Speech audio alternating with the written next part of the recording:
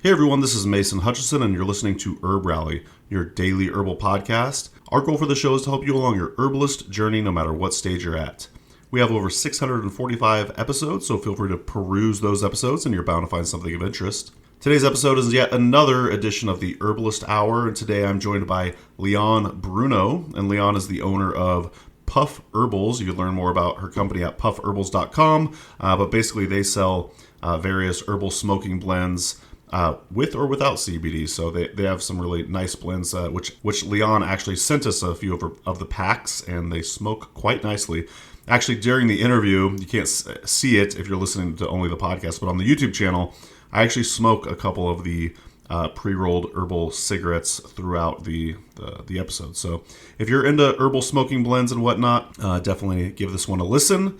Also, stay tuned to the very end, and we play the OG HerbRally song performed by Emcee Calico, because the song starts, "Smoking herbal blends. We need some mullein and some kush, my brethren." Anyways, you get the idea.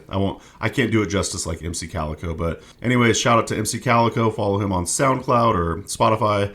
And shout out to Lian for joining us on this episode and teaching us all about herbal smoking blends, plus her story and a lot more. So, but yeah, if you want to check this out on YouTube, all of these interviews are also on our YouTube channel. And yeah, go ahead and give us a subscribe there. We come out with anywhere from 1 to 3 herbalism videos per week. And if you love the HerbRally podcast, you're sure to at least enjoy the YouTube channel as well. So that's going to do it for me today. Thanks so much for listening, and I'll talk to you later. Take care.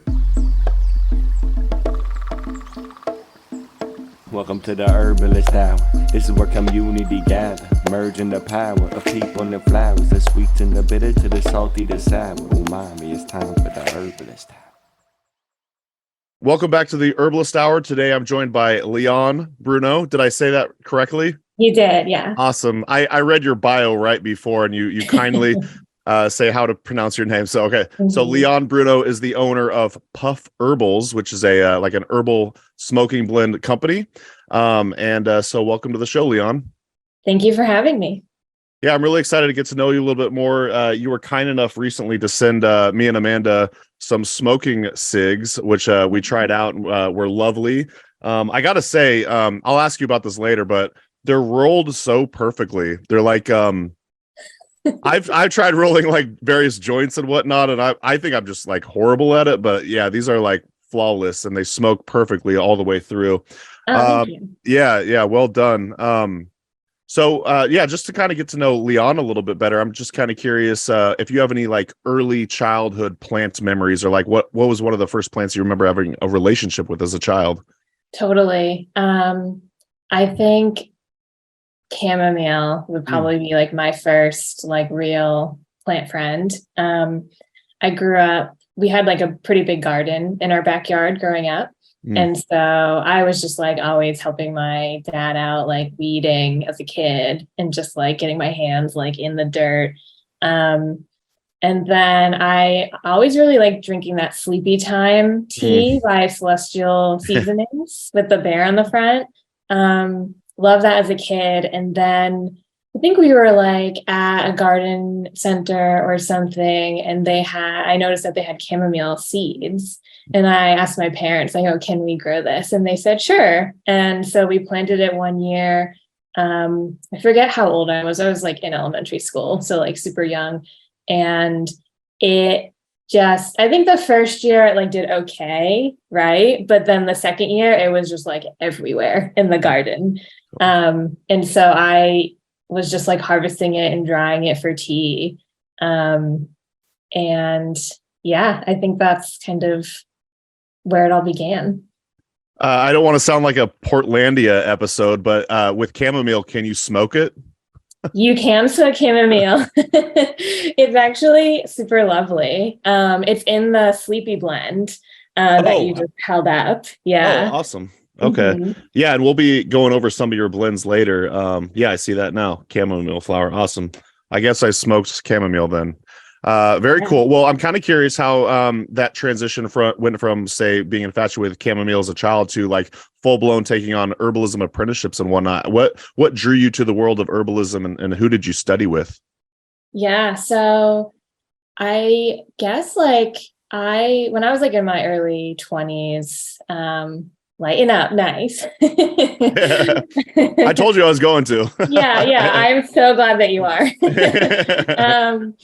Yeah, so when I was in my early 20s, in late teens, I was like super into like watching travel shows, and I was always just like so like mesmerized by like Chinese herbal medicine shops with just like the wall of like jars and shelves and drawers.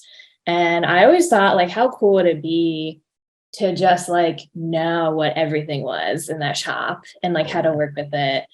And then when I turned 23, I had a magic mushroom experience. I started doing them on my birthday every year from 20. And I was 23, I was at the beach with my boyfriend at the time. And I kind of got, I wouldn't say like a vision, but like some type of spiritual experience with my Chinese grandfather, who sadly died before I was born.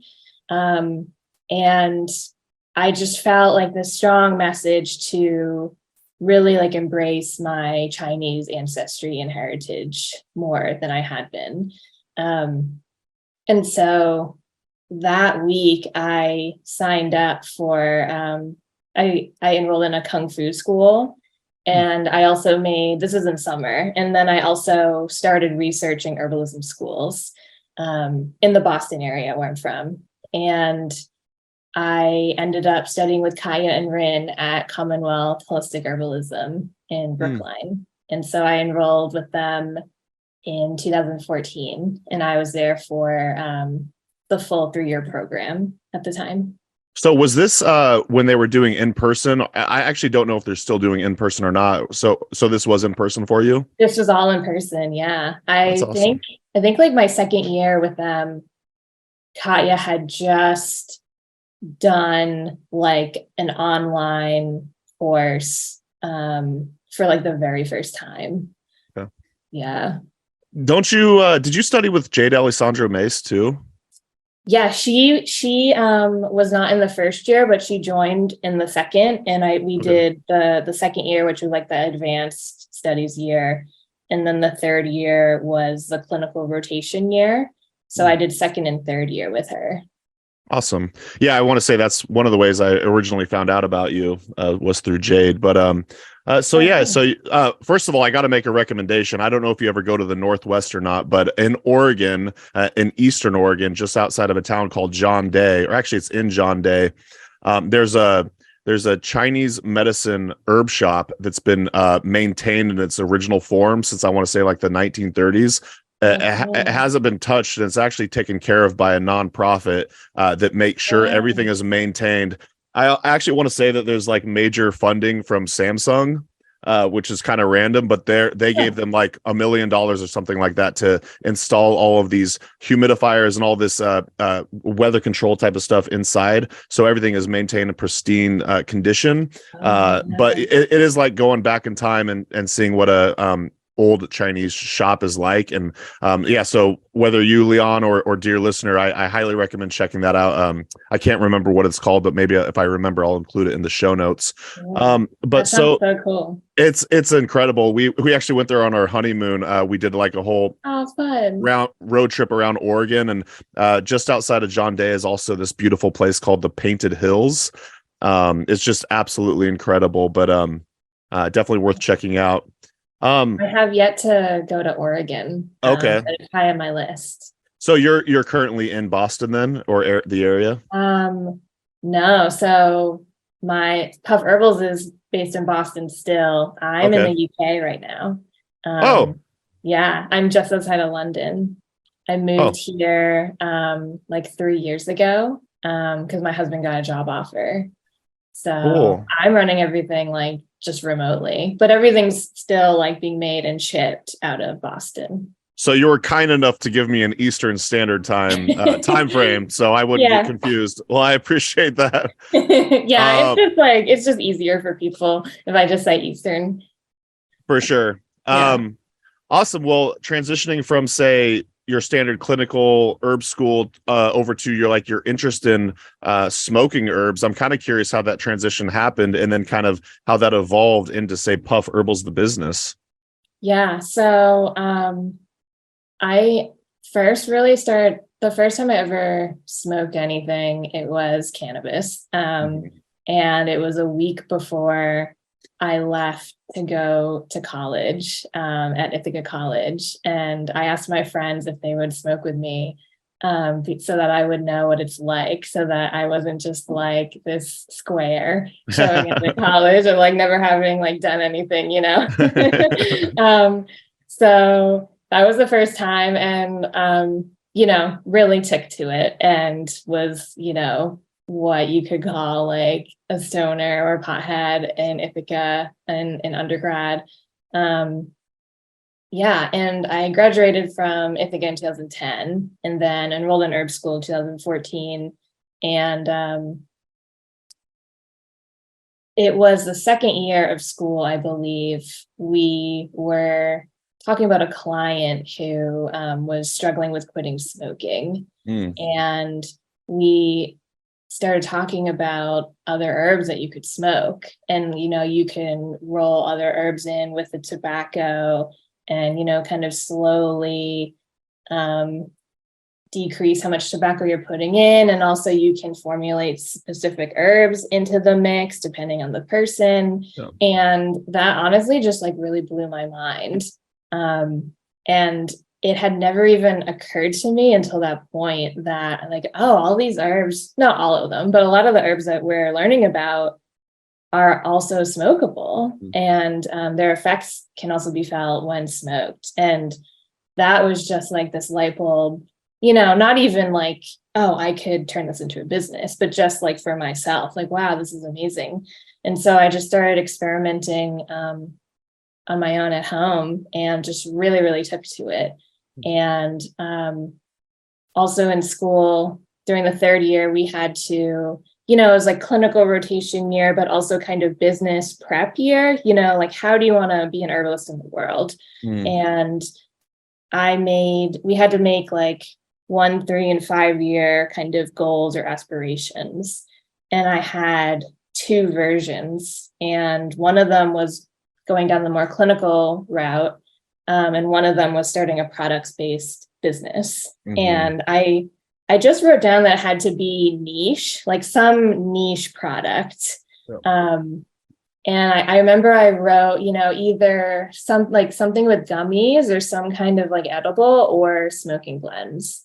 And it's funny to say like gummies now because gummies are like literally everywhere. Yeah, totally.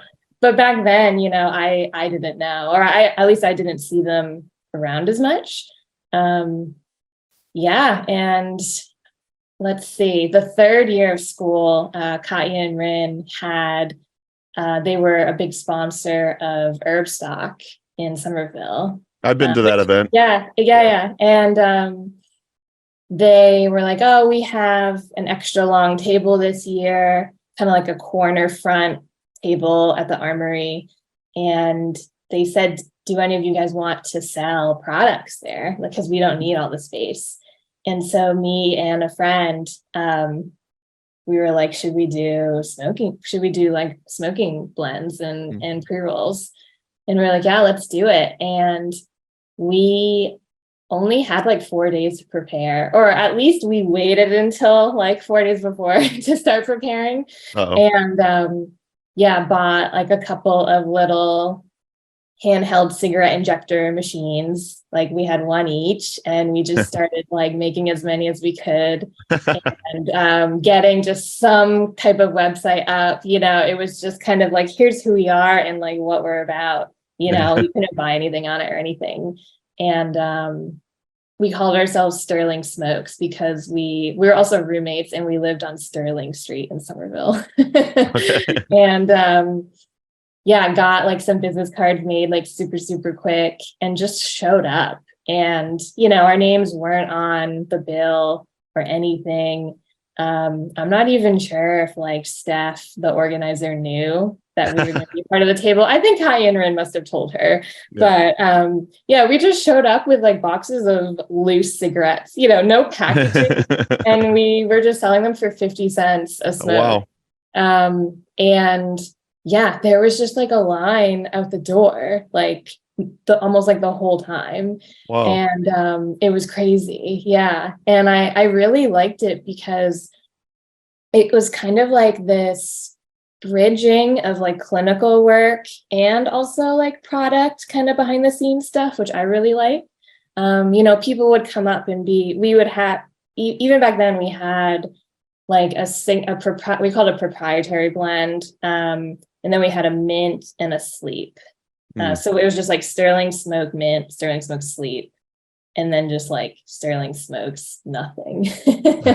And people would come up and be like, which one should I choose? And so it'd be like, well, do you currently smoke anything? And why do you smoke that?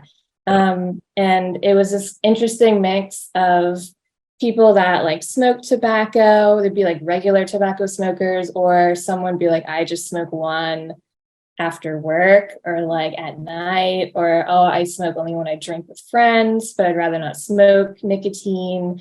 And then people that like smoking cannabis, and they're like, oh, I like smoking cannabis, but it kind of makes me anxious, so, and we also had loose leaf as well. So it was this cool, like little kind of mini, like consult to help like match people to a blend.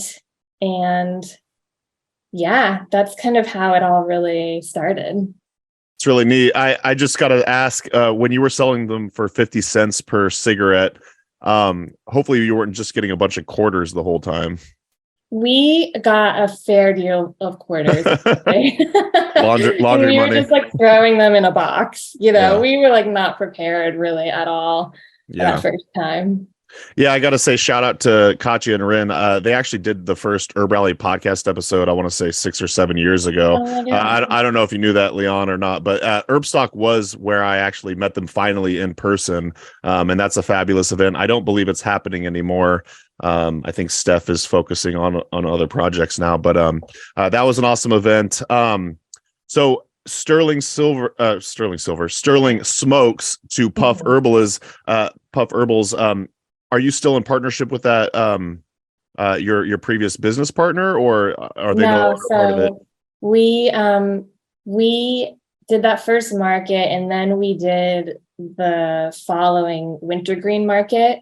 So like the main Herbstock event is in June, and then they had a wintergreen it was like a much smaller event in on Small Business Saturday in November. So we did the next two. But we weren't really like kind of building a business otherwise. We were just kind of doing the markets.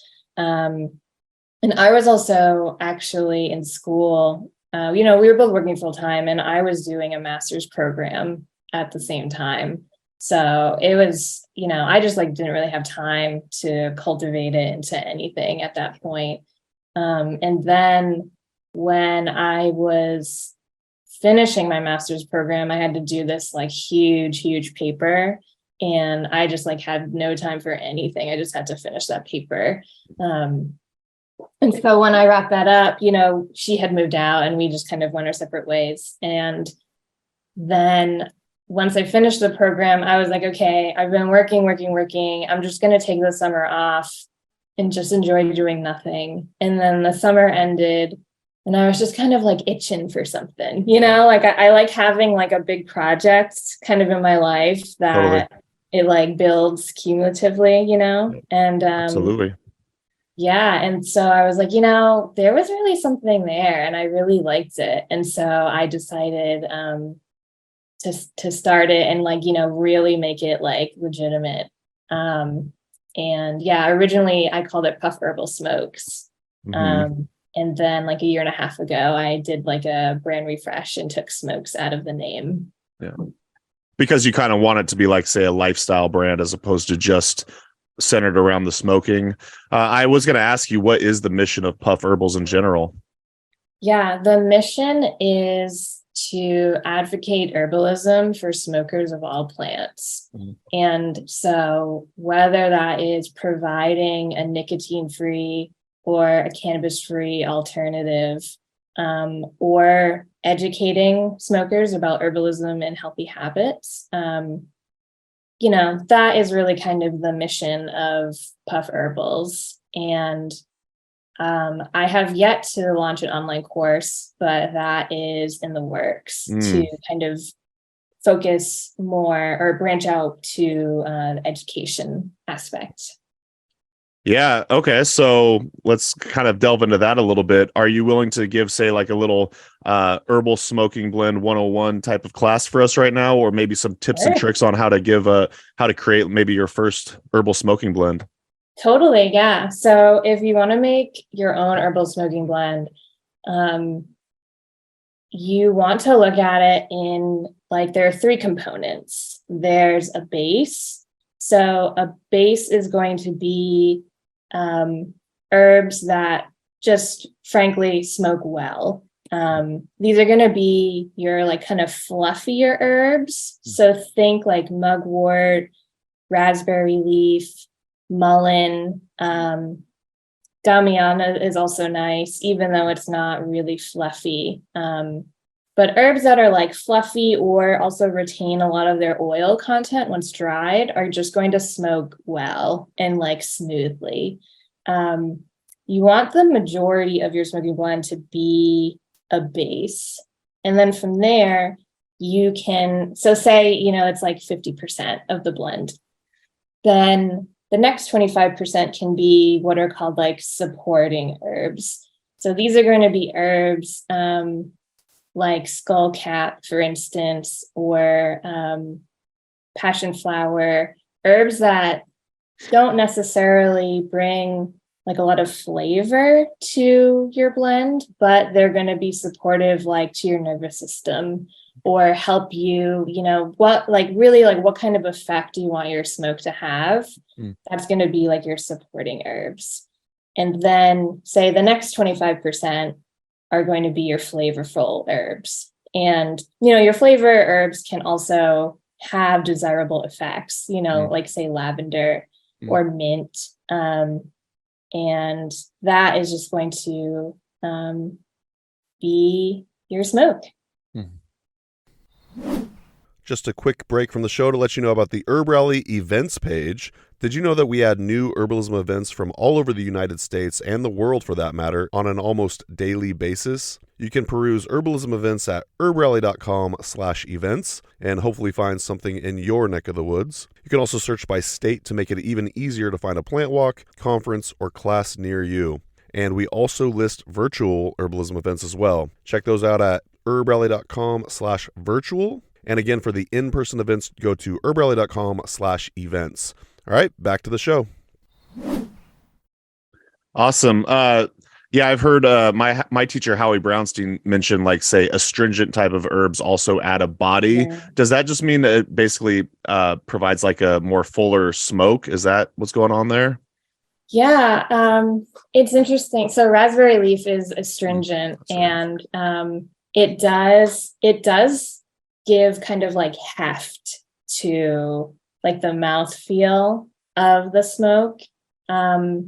Mullein is, for a variety of reasons, a really great herb to include in anything that you smoke, but it doesn't have much body to it. And so a lot of people will say, oh, I tried making a blend with a lot of mullein and it was super harsh. And, while mullein, I think, should be a part of any smoking blend base, I would say I wouldn't necessarily have it comprise the entirety of your base because it doesn't have much body. And so astringent herbs can bring that as well. So raspberry leaf is a nice astringent base. Also, rose petals are a flavorful astringent as well that can also act as a supporting herb at the same time. Yeah, I want to say in Oregon, we had a plant. I'm in Wisconsin now. I keep talking like I live in Oregon still, but there's a plant called, I want to say they call it kinnikinnick as a common name. I think it's Arctostaphylos uva ursi. Maybe that's uva ursi. Yeah. But anyway, like a common, I want to say like astringent herb that adds body to herbal smoking blends in the Northwest. So I'm just kind of curious if you want to maybe cover a few of your blends. I've got 3 of them right here that you sent us. We got the where are these? The woodsy. What are the where are the labels? The signature blend. Oh, okay. Oh, I see. Signature. Sleepy cigs, signature cigs, and stimulating cigs. And you probably have other blends as well, but I was wondering if you wanted to talk about a few of the different blends that you sell on your website. Yeah, so our signature blend, so those are currently the only 3 blends that we have. Okay. I have more coming, but those 3 blends, we offer them in the filtered herbal cigarettes, which you have. There, you can also buy just the loose leaf herbs if you want to mix it with anything or just roll your own. And pre-rolled herbal spliffs, which are half of our herbal smoking blends and then half CBD hemp flower. Yeah, so the signature blend is, I call it woodsy plants and petals because it has a base of Damiana. Well, all of our blends in the base contain marshmallow leaf, excuse me, and mullein leaf. And those are in all of the blends, and the blends kind of differ in what is the main base herb. So signature, we have Damiana, which is very, very woodsy. There's a terpene in Damiana called cadenine, which, it just smells like wood, kind of tastes like wood. It's like a sweet, like woody tea almost when you smoke it. And there is a fuzzy orange herb in there called Clipdaga. And so that's kind of why the signature packaging is all orange, because there's the orange flower petals in there. Also, sorry, just to stop you real quick, apologies. Yeah. Did you say, is it the daga, like wild daga?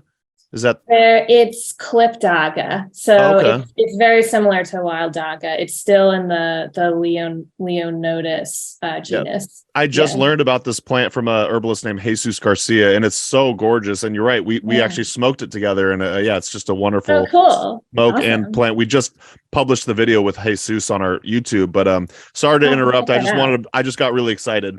No. I love it. The dagas, both wild daga and Clipdaga, are very euphoric herbs, especially when you smoke them. So the signature blend is a very, euphoria kind of happiness blend that has these kind of earthy, woodsy notes. So this is really good if you are, if you like smoking tobacco, because there isn't really going to be like any predominant flavor in there other than just kind of like woodsy earthiness. So that's the signature blend. And then the stimulating blend has raspberry leaf in the base. And so this is, an astringent herb, so it brings body, but it also has a slight sweetness to it. And I feel that sweetness, just kind of enhances flavor. So we also have peppermint and tulsi in this blend as the predominant flavors. And this is going to be just a really like kind of crisp, bright smoke that's also like very uplifting and a little bit energizing. So that's why it's called stimulating. And the sleepy blend, and that's the green packaging. And then the sleepy, which is the purple, the base herb in that one, along with marshmallow and mullein, is mugwort. And mugwort is it's one of my favorite smokable herbs, and how just like velvety smooth it is to smoke. It's kind of like unbelievable to me, actually, just like how nice it is. But this is also great for nighttime. It can enhance the vividness of your dreams. So it's like a little bit magical in that way. And there's also chamomile, as we mentioned earlier, and lavender in the sleepy blend. I see there's also, if I'm looking at the right one, is there catnip in it as well? Yeah, there's catnip and passion flower. Skullcap is in all three of the blends. Nice. And our logo is actually inspired by skullcap too. I was going to ask you, it looked kind of like there was little mint flowers on the logo. So I was like, it's got to be some sort of mint flower. Yeah. So catnip is one of the, I remember when I worked at Mountain Rose Herbs, they have like a free bin. It was one of the first herbs I remember getting from the free bin. And I remember making a tea out of it. And it was just astonishingly relaxing. Like my constitution just absolutely loved it. And I'm not sure if I've ever actually smoked it before, so I'm excited to give that a shot. I'm curious, what if you could choose, like, say, one herb to say was your favorite herb to smoke? Do you have one? Is it skullcap? I like having skullcap in the mix, but like on its own, it's not really that great. So that's why it's like a more supportive herb, because it, if you were to smoke only skullcap, it would be way too harsh and like not nice. Oh, could I reframe the question actually? Yeah. I just thought of a good analogy. So on Tuesdays we do Taco Tuesday, and I ask my daughter, like, if you had to if you could only choose like cilantro, lime, or what's the other one she really likes? Anyways, we basically say, like, what's the one ingredient you can't live without? Like for me, like on tacos, I have to have cilantro. You know what I mean? So like, what's like an herb like that in your smoking blend that you gotta have, or you want to have? Yeah, I would say want and got to have mullein in anything and everything that you smoke. Even if you only smoke cannabis, or like you only smoke tobacco, I would say, put mullein in there. It is only going to do, like, it really can't do any harm, honestly. Like if you're already smoking stuff, then put mullein in there. Mullein is a diaphoretic. Oh, no, sorry. It is, it's moistening. So first of all, so moistening, it drives moisture to the lungs, and smoking is very hot and dry. Yeah. And so anything you can do as a smoker to get more moisture in your life is going to be a good thing. It also relaxes your airways, and so it helps you to breathe more slowly and deeply. And this is going to be key, especially for tobacco smokers, especially because a lot of cigarette smokers, they'll be like, I need to calm down and smoke. And, they might think that it's calming them down, but it'll feel like it has that relief in the moment because it's satisfying the craving, but it actually is getting them more worked up in the long run. And so mullein will just kind of help you to breathe more slowly and deeply. And that in turn is just going to help you feel more relaxed and less anxious. And it also is a not diaphoretic, expectorant is the word. And it can help you cough up just like crud that gets stuck in the lungs from smoking. Whenever you smoke anything, I always say to people, some people will ask, like, oh, are herbal smokes healthier for you? And as a product-based business, I legally can't say that it is. But even if I could, I wouldn't say that it is healthier. Because smoke is smoke. No matter what you're smoking, it's still smoke. But at the very least, you can smoke plants that don't have addictive compounds in them. And you can incorporate herbs like mullein that can help, make it as healthy of an activity as possible, I would say. Yeah, the regulations that you must have to go through must be mind-boggling. I kind of do want to ask about, say, the challenges of running an herbal smoking blend company. Like, what's that like?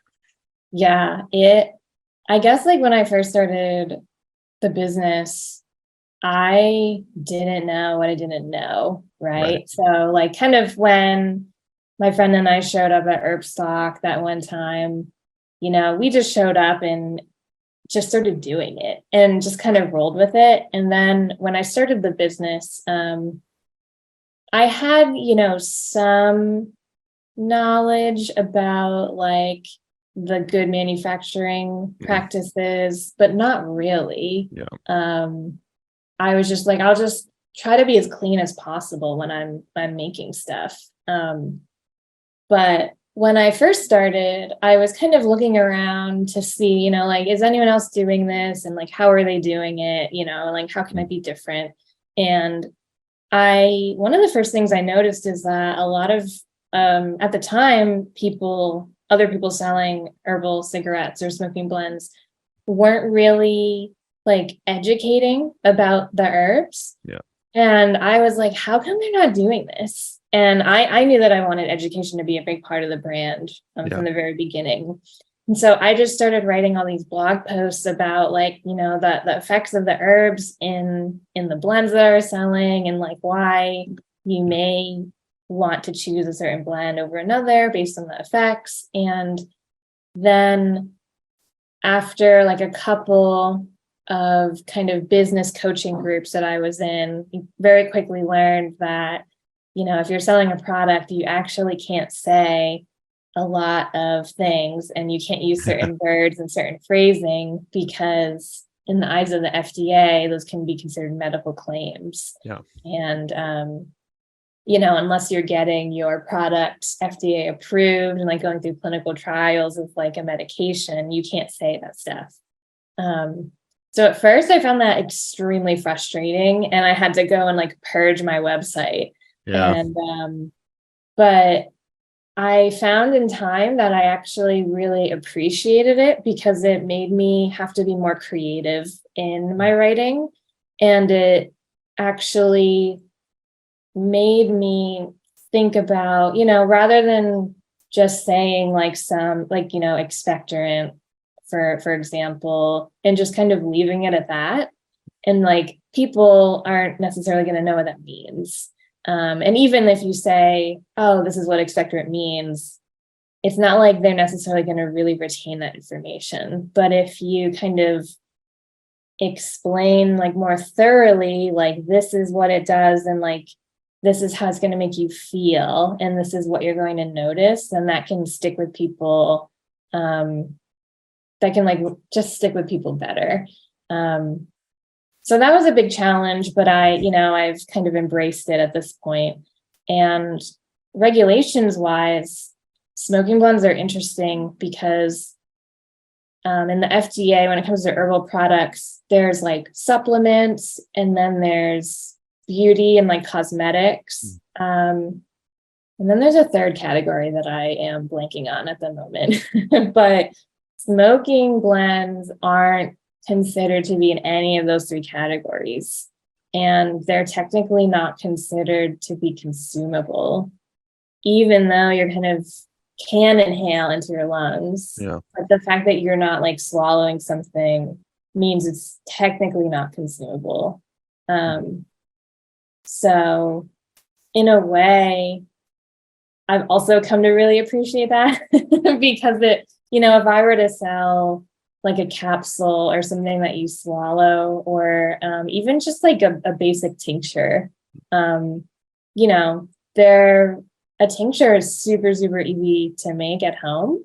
But if you want to actually meet all of these like good manufacturing practices and guidelines and regulations, it's like a whole other world. And, while I think I eventually want to launch a supplement, I've really appreciated not having to adhere to all of these strict regulations that can be very expensive to meet. Yeah, we had the same challenge when I worked at Mountain Rose Herbs. I'm sure they still deal with it, but the whole GMP situation, like I do remember one of our jobs a few years back was going through all of our old blog posts. And if you could imagine, Mountain Rose Herbs has hundreds of blog posts, and we called it like scrubbing them of any sort of medicinal claim. And you're like, how do you market a product if you're not able to actually talk about what it does? Right. But like you, sometimes like having limitations does create extra creativity, and then you do find ways about talking about the effects various herbs have. Yeah. And I find that like that resonates with people a lot better. Yeah. And then, it is nice though, because you don't want to, I actually appreciate it in this sense too, where you don't want to like oversell of what, say, an herb can do for you medicinally. You want to be safe. You want to be conservative with that. You don't want to make these grandiose claims about what various herbs could do. And so I think it is good to be a little more conservative, but that is a huge hurdle. I did interview the owner of Mountain Rose Herbs a couple months ago, and one of his business advice for the budding herbal entrepreneur was, don't worry so much about the GMPs in the beginning. Focus more on your product and selling it and marketing it, and then worry about the GMPs later, because that is a huge hurdle. So kudos to you for doing that. I am curious, do you have a staff, or is it mostly just you, or do you outsource? It's me, and then I have someone who produces all of the blends and fulfills all of the orders. Cool. And that person is my father. Yeah. So it's thanks, just Dad. me. Yeah. So he does the order fulfillment and the production. And I do like literally everything else. That's so cool. I love that. Keep it in the family. Yeah. I did want to ask you what your thoughts are I want to ask what your thoughts are on tobacco in general. Like, so I smoke cigars on a quasi regular basis. I'd say a couple a week. There's actually a really cool cigar shop in Appleton, which is the new city that I live in, Appleton, Wisconsin. And I found that it's actually like one of the best ways to make new friends. Like I've gone there, quite a bit and interacted, and like I legitimately have like instantaneous friends just by sheer fact of sharing, like, say, tobacco with different people. I'm just kind of curious what your take is on tobacco as a plant, and then, say, smoking tobacco. Yeah. So I wouldn't say that I'm like 100% anti-tobacco or even 100% anti-nicotine.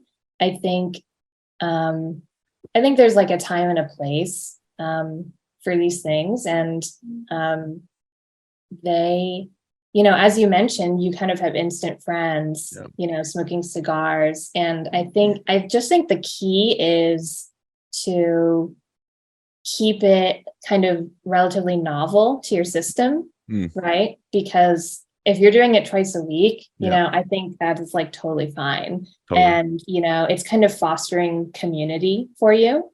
And it's just nice, right? It's totally. Kind of human. I think like to deny ourselves like pleasures like that in life is to kind of deny being human. And one of my, not like catchphrases, but something I say often in life is YOLO in moderation. Oh, I like that. Yeah. This is actually like this online course I'm developing kind of gets a lot into this. But yeah, I know like nicotine gum, like some people will chew just nicotine gum, like when they are like writing reports or reading. And like, I think that's totally fine, as long as you're not just like chain chewing all day, every day, right. But yeah, I think tobacco is like a very spiritual and incredible plant. I read a really good book called The Smoke of the Gods. I'm blanking on the author's name, but it was like a social and kind of economic history of tobacco. And it talked about, how like the Maya would use tobacco in their rituals. And then, there was an analogy in that book about how a pipe is like a portable altar. And that really stuck with me. And so cool. I think, so all of us to say is like, I'm not necessarily anti-tobacco or anti-nicotine. I just do get a lot of people reaching out that are looking to quit. And so that's why I do, on the website kind of talk about, herbs that can, like, strategies for quitting. But I think if you're using any substance really, in a very mindful and more kind of keeping it novel way, then I honestly like don't really have a problem with it. Are you still into cannabis? And if so, is it legal in the UK? It is not legal here. I didn't think so. No. So that is very annoying. But I do partake still. And I go back home, I fly back home at least like once a year, and I definitely stock up on from the dispensary.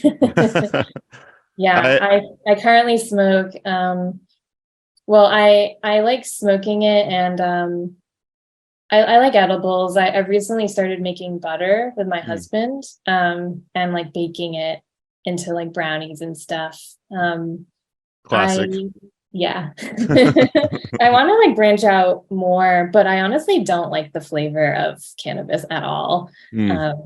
So I'm like kind of not really into tasting it really.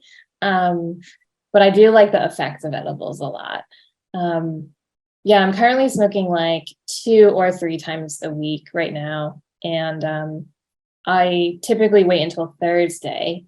So today's Thursday. So I will partake tonight. There you go. I wait till Thursday, generally during the week, and then I'll like Friday and Saturday as well.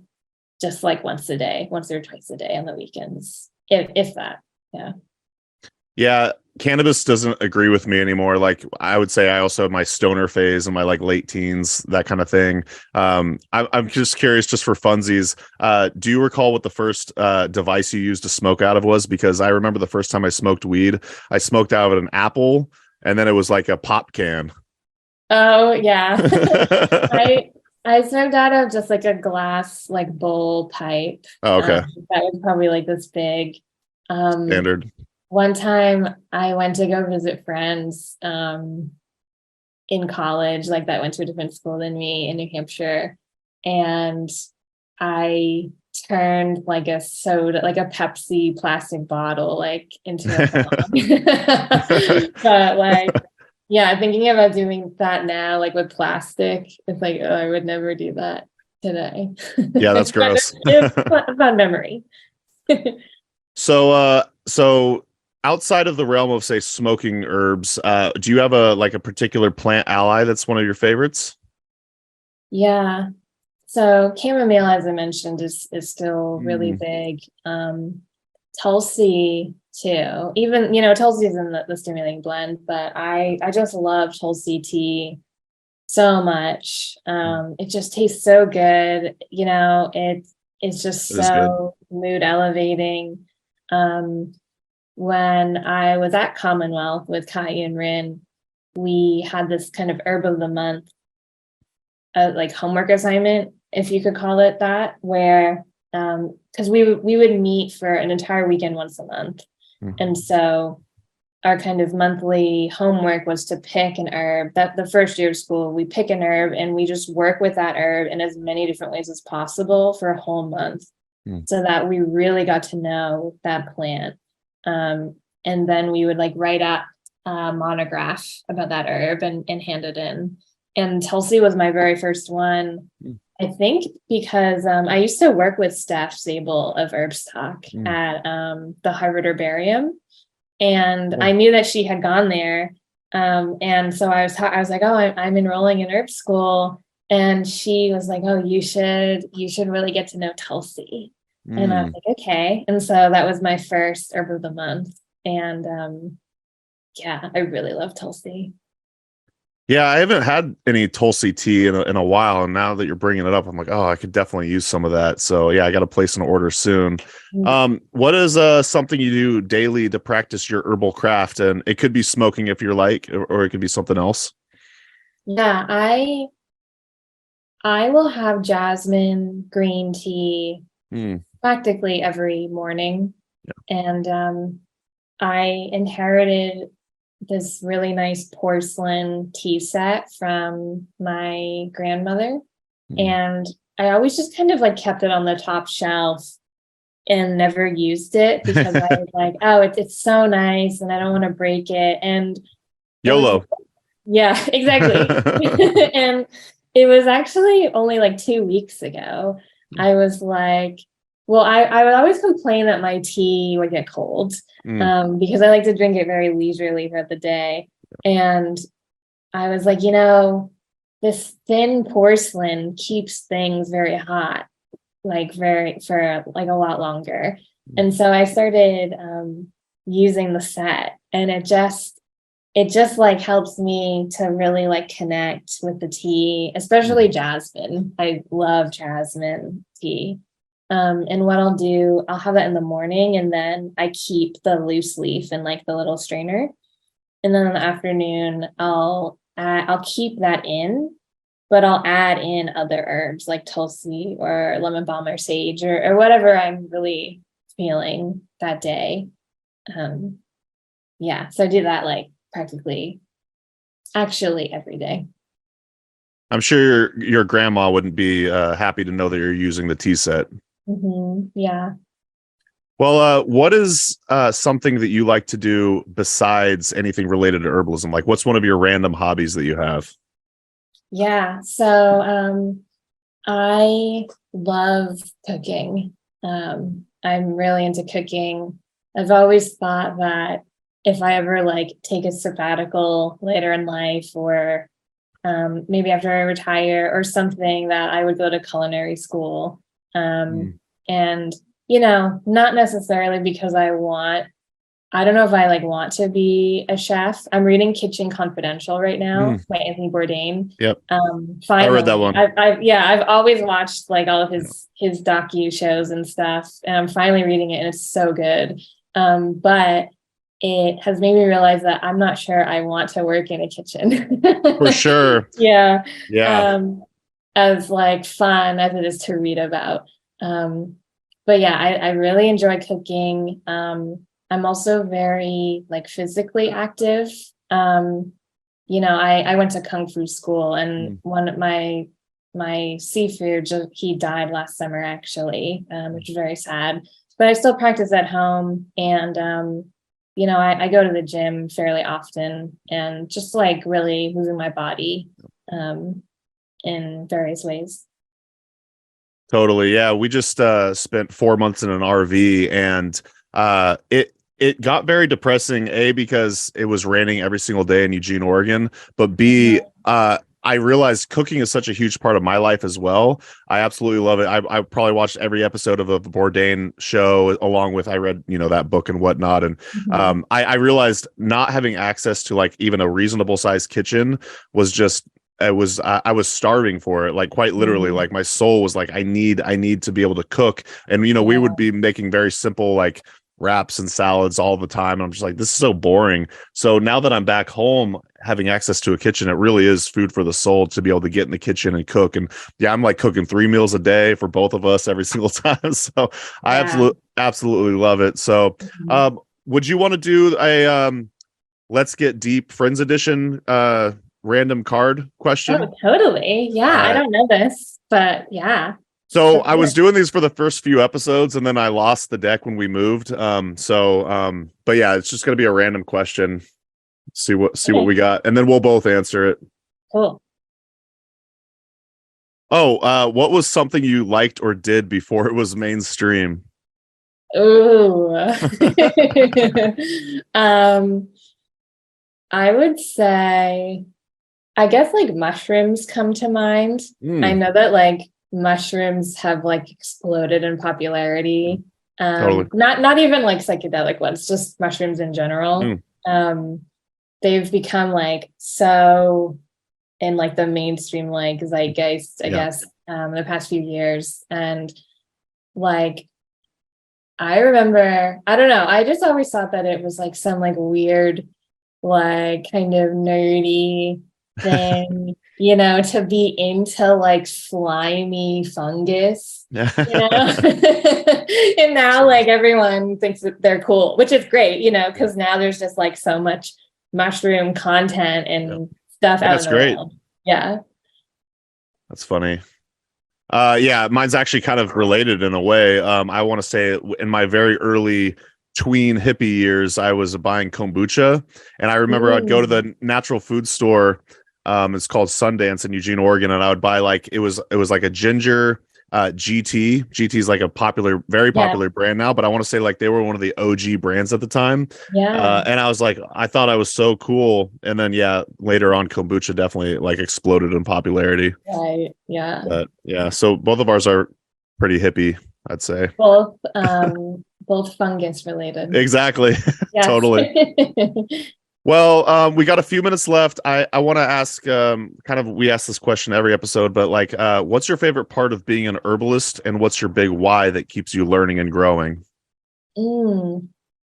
I'd say my favorite part of being an herbalist is, I think, just kind of getting to know myself like better. Like working with different plants, so you can feel how they affect you differently, and like maybe they can bring up something about like my behavior or like my thought processes that maybe I didn't realize. And that is always very like enlightening, and herbs just like continue to surprise me to this day. Like even herbs that like I have been kind of friends with for years and years can still like throw me a curveball, depending on like what's going on in my life. And what was the second question? The why? Why do I? What's your big why? Why do you keep learning and growing in this field of herbalism? I would say, I think it's just like inherently like the natural world just inherently fascinates me. And just kind of thinking about like the earth and natural processes, and there's so much to know and to discover, and it just is honestly like thrilling to me to learn new things and make connections. So I see it as just kind of like this never-ending source of inspiration. Amen. Absolutely. I love it. Well, let's talk about where we can find more about you. But first, I want to say a huge thanks to Elizabeth Moriarty for joining us. She's one of the HerbRally Schoolhouse members. It looks like she's been in here the entire time. So hi, Elizabeth. Yeah, thank you for joining us. And I want to shout out your Spotify. It looks like you have several different playlists to smoke with or something. So why don't you tell the audience about the Spotify, and then where else people could find you online? I'm so glad you brought that up. Yeah. So there's a Puff Herbals Spotify account, I guess. And we have I think 10 plus playlists that are like songs to smoke to. So it's like the songs to smoke to series. So we have like stimulating songs, sleepy songs, psychedelic songs, spooky songs. That's the most popular one. Really? That's cool. Mm-hmm. Yeah. No repeating songs. I carry all of them. I love doing that. I'm like that's super cool. Music. Yeah. And how to find that. So you can, if you go to puffherbals.com, which is our website, and go to the blog, there'll be links to the Spotify there. Or I think if you just search Puff Herbals in Spotify, you can find it. But that's how I did it. Is our website. We're puff.herbals on Instagram, and Puff Herbals on Pinterest as well. Yeah, and definitely and TikTok, but I'm not really not that active on there. Yeah, I think HerbRally has like 4 TikTok videos. I want to say definitely go give Puff Herbals a follow on Instagram. I felt so bad when you were hacked maybe, or you just got kicked off or something. We got kicked off or deactivated like a year and a half ago, and we were at 8,000 followers when that happened, and we haven't quite recovered those numbers. But I will say, like, kind of like not being able to say the actual effects of herbs. Like I've come to really appreciate that happening because I was kind of focusing way too much on growing the account and not other areas like the email list and other things. And honestly, like business only like went up after that happened. So that's cool. Yeah, it was a nice reminder, like Instagram isn't everything and it's not real life. Just a little herbal business advice.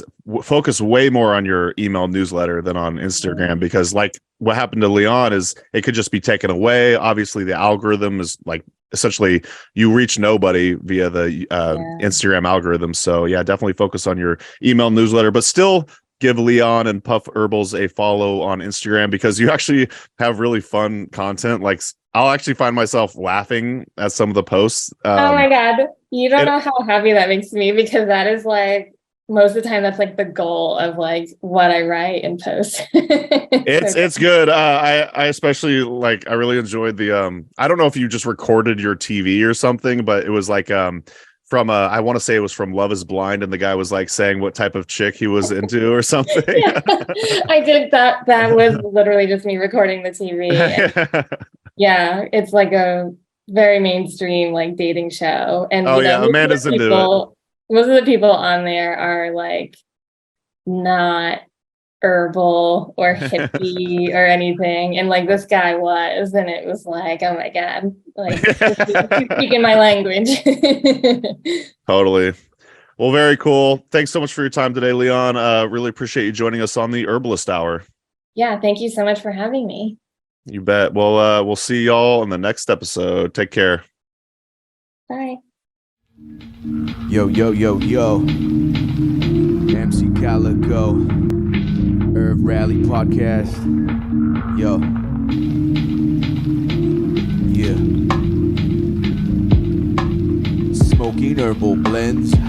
We need some mullein and some kush, my brethren. While listening to HerbRally Podcast again.